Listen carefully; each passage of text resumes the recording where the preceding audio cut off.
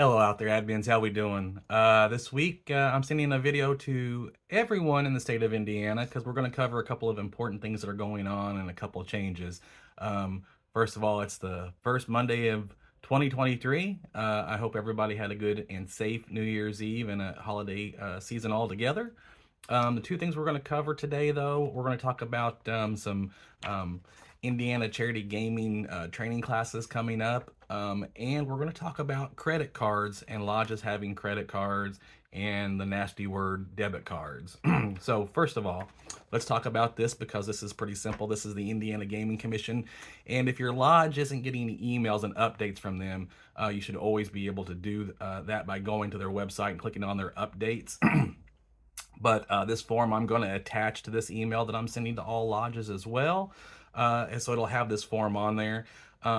The Indiana Gaming Commission is doing some charity gaming online only training courses this year. They're doing 4 of them. They may do more, I don't know. They very seldomly do in-person ones anymore.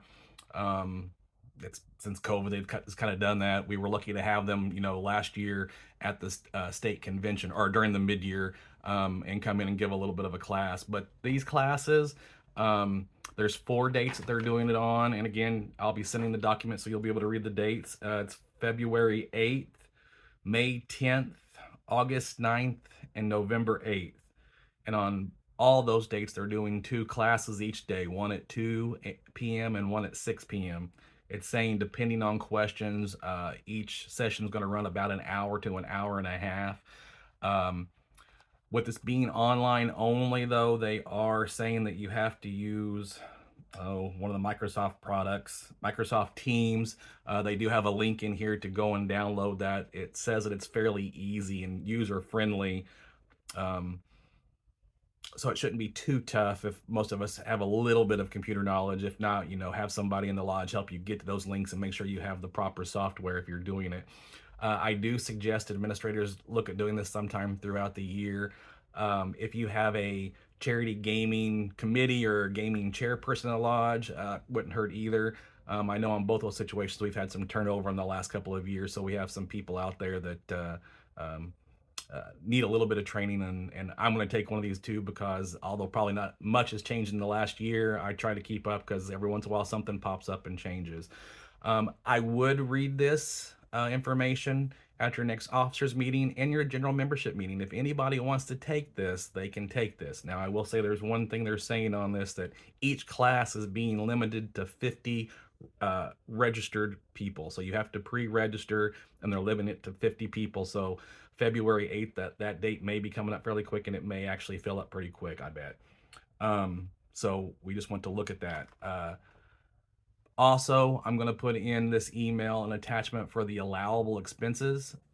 They have changed a few rules. It was revised of this June of 2021, so somewhat recently.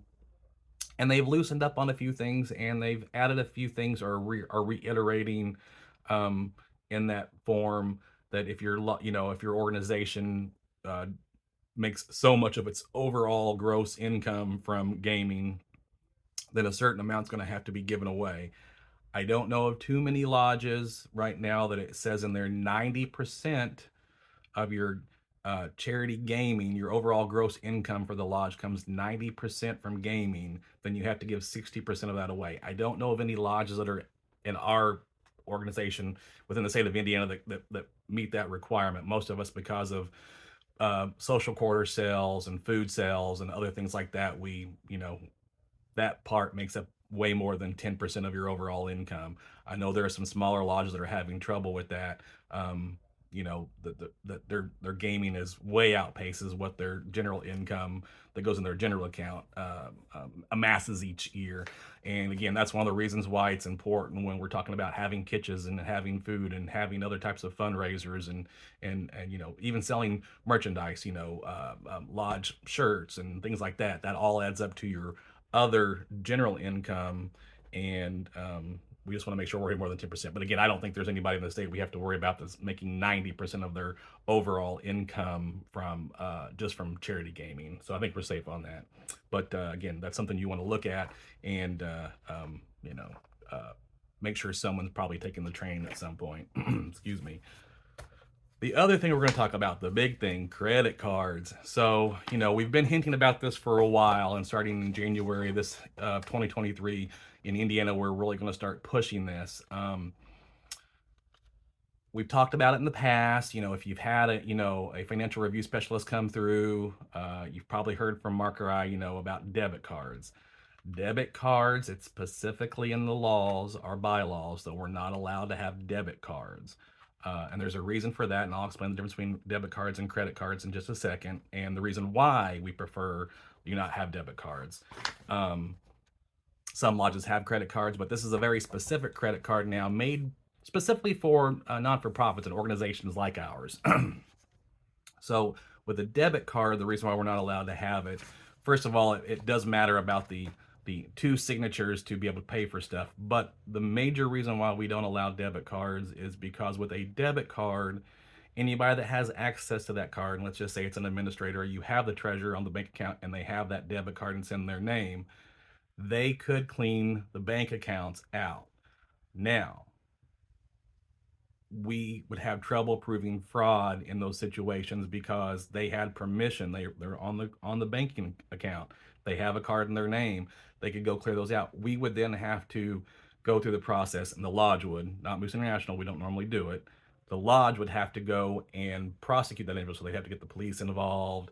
Then you have to sue them. Then is it a chance that you even get them to pay that? Because we know quite often that when people sue people for money that's money owed, it's like getting blood out of a turnip to try to get that money back. With a credit card, there's a personal guarantor on that, and on this new program there is no personal guarantor, which is two good things, because we've had lodges go out and get credit cards. They get it in an administrator's name.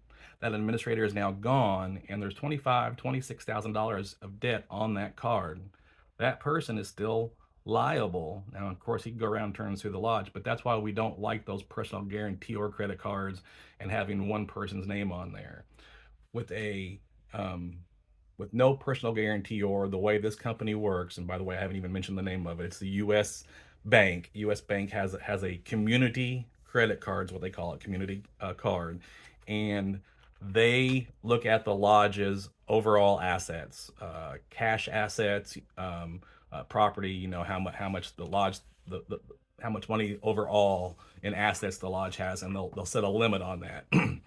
The more you pay that off, the more you use it, they may up that in the long run, because some lodges have quite a bit of money in the bank or have large buildings and large properties and may get a larger amount. Some small lodges may have to start out with a very small amount and work their way up to getting a larger limit on that. Now, the other reason why we like this credit card also, by the way, so with credit cards, if someone was to fraudulently use that card, it's easier to get it back from the credit card company, the money, than it is with a debit card. This card, the way it works is you can have multiple people with credit cards if the lodge so deems to have more than one person. I would say most likely you're only going to have an administrator. In some big lodges, maybe they have the someone who works in the kitchen, and they go to the grocery store on a regular basis. Maybe they want to give them a credit card as well, so they can keep track of things. But first of all, there's a limit on the card, so they can't go over that, so the lodge can't get into too much debt. Also, if that bill's not paid monthly, the card shuts off. So if you went past 30 days or whatever the grace period is and you haven't paid on that card, they're going to cut the card off, so you can't keep racking up debt like those cards where they've gotten into several thousands of dollars of debt, and then the lodge is in the hole all of a sudden, or doesn't realize it. This form is pretty simple to fill out, and it will be attached to this email as well. Pretty basic information. On the third page, there's 4 pages altogether. The fourth page is mostly just informational. It doesn't have anything you have to fill out or sign. It's just got some information on percentages, things like that. On the third page, though, there is a section for you to fill out with a maximum of 10. Of course, I don't think we'd ever have any lodge that would have that many people on there. Right now, I would just go with just the administrator and having their name on it, but it wants the employee's name. It does want social security information. The reason why it's asking that is it wants to make sure you are who you say you are, and you don't have a long criminal history and they think they're just trying to, go out and rack up a bunch of debt for somebody. So there is a social security number on there. Um, there is a question about how much they think they would, monthly want to put on that credit card. You can kind of look at that from using past credit cards, or if you're going to, look at past bills you've written with checks. And we'll get into checks and credit cards and how you can pay with that out of gaming stuff and out of the general in just a minute as well. So that form is in there. If you have any questions about it, contact your territory manager and they'll help go through the process and help you out a little bit there.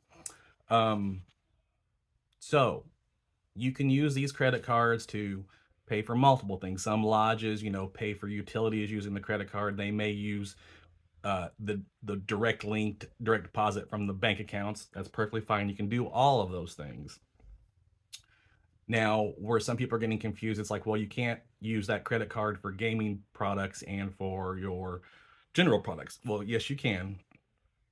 So when you get the one credit card bill, what you would do is you would take the monthly statement, and what I would suggest you do it one of two ways, is everything that is gaming related or can be paid for out of the gaming account, highlight. You'd highlight all those individual things, and you'd be writing 2 checks to pay the payment for the credit card. So you'd be using the gaming account to pay for all the things you've highlighted in yellow that can be paid out of gaming, and then the other ones you would use out of your regular general account and pay for those things with that check. Also, if you don't want to you don't have to write a check for those. Those can be paid if you have the credit card hooked up to where you're paying it directly out of the bank, which is possible too. You'd just be saying you'd be paying so much out of one account and so much out of the other, and you can do that. I have a credit card and it's linked to my bank accounts, and I have more than one bank account, and I personally sometimes pay one out of one and one out of the other. I did that when I had my own business, so I could use both bank accounts. So that is an option, and you can do that. Excuse me.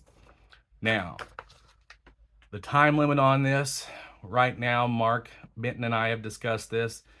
When we start doing our annual lodge surveys, which we usually start towards the end of May or June, and it usually takes us a couple of months to get through all of our lodges, when we come through for those lodge surveys, we will be looking at lodges that are still possibly using debit cards. When we come across them, this summer is the deadline. We will take the debit card, we will cut them up. Lodges are not allowed, and it's in our bylaws, I'll say it again, they're not allowed to have debit cards. They are allowed to have credit cards. Also, for those lodges that already have credit cards, and there are a few out there, remember, you have to have a dispensation for a credit card. And some lodges are out there have them, and they may have a Sam's card or something else, and they don't have a dispensation for it. We will be looking for those and making sure those lodges get dispensations. It's in the general bylaws. It's number 12 on there for things you have to have dispensations for.